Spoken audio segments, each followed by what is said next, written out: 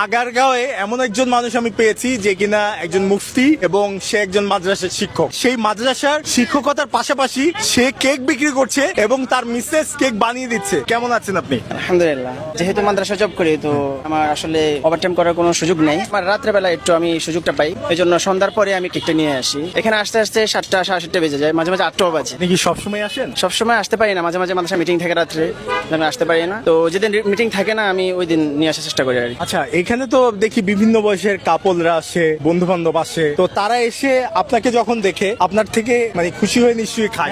হ্যাঁ, আলহামদুলিল্লাহ। আমি এমন অনেক কাপড় পাইছি এবং অনেক পরিবার পাইছি যারা ঘোরার পরে এখান থেকে এসে কেকটা খেয়ে যায় এবং তারা পরিচ্ছন্নতা এবং পবিত্রতার বিষয়টা অনেকটা খেয়াল করে, কেয়ার করে মানুষটা, যার কারণে এখান থেকে কেকটা খাওয়ার চেষ্টা করে। অনেক পাইছি এরকম। রাইট, মানুষ একটা জিনিস কনফার্ম হবে যে একজন মাদ্রাসার শিক্ষক তিনি খারাপ খাওয়াবে না, তিনি হালাল 100% এই বিষয়গুলো মেনটেন করবে। তো আপনার কাছে কি কি কেক পাওয়া যায় বলে? আমার কাছে ভ্যানিলা পাওয়া যায়, বাটারস্কচ পাওয়া যায়, চকলেট পাওয়া যায়, এরপর অরেঞ্জ কেক পাওয়া যায়। আজকে কতদিন ধরে এখানে আপনি কেক? বেশি না, আজকে 1 থেকে 1.5 সপ্তাহ হলো মাত্র। তো 1.5 সপ্তাহে আপনার ব্যবসা কেমন হচ্ছে? আলহামদুলিল্লাহ, আলহামদুলিল্লাহ, আল্লাহ শুকরিয়া, অনেক ভালোই হচ্ছে। ভালো। তো কেক কে বানায় আসলে? আমার ওয়াইফ বানায়।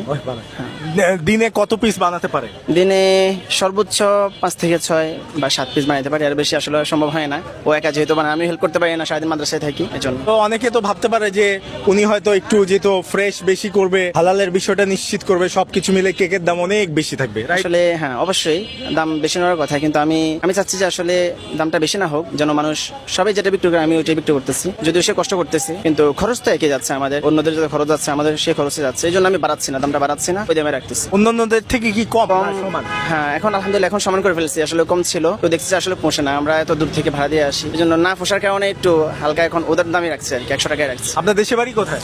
আমাদের দেশের বাড়ি হলো কুমিল্লা। কুমিল্লা কোথায়? কুমিল্লা বরুড়া। বরুড়া। আচ্ছা, তো আপনি কোন মাদ্রাসায় শিক্ষকতা করছেন? আল জামিয়াতুল ইসলামিয়া মদিনাতুল উলুম, মোহাম্মদপুর। হাটাজারি মাদ্রাসা থেকেই দাওরায়ে হাদিস সাথে মুফতি এবং মুহাদ্দিস শেষ করেছি। এই যে আপনি এখানে ব্যবসা করছেন, কোন প্রকার সমস্যা ফেস করছেন আপনার জায়গা থেকে? আসলে না, আলহামদুলিল্লাহ এই পর্যন্ত কোনো সমস্যা ফেস করেই নাই। এখানে ভাইদের একটা সাপোর্ট পাচ্ছি, এখানে বসার পরে, এখানে আসার পর থেকে ওনাদের সাপোর্ট অনেক বেশি ছিল আমাদের পিছনে। আমরা যখনই আসি আলহামদুলিল্লাহ ওরা জায়গা করে দিচ্ছে আমাদের জন্য, এই জন্য আমি ভাইদেরকে অনেক সাধুবাদ জানাই এবং ওদের শুকরিয়া জ্ঞাপন করছি যে ভাইদের ভাইদের সাপোর্টের কারণে আমরা এখানে আসতে পারতেছি। যদি প্রথম দিন থেকে কোনো সাপোর্ট না পেতাম তো এখানে আসার সুযোগ হইতো না, আমার আসতামও না আমি। তো আপনার জায়গা থেকে আসলে এই জায়গাটা কেমন? আলহামদুলিল্লাহ, এই জায়গাটা এখন তো বললে একটা কেকপট্টি হয়ে গেল, এটা কেকপট্টি হয়ে গেল। তো এই যে সবাই যে একজন একটা দেখে আরেকজন আসছে, এই বিষয়টা কি ভালো?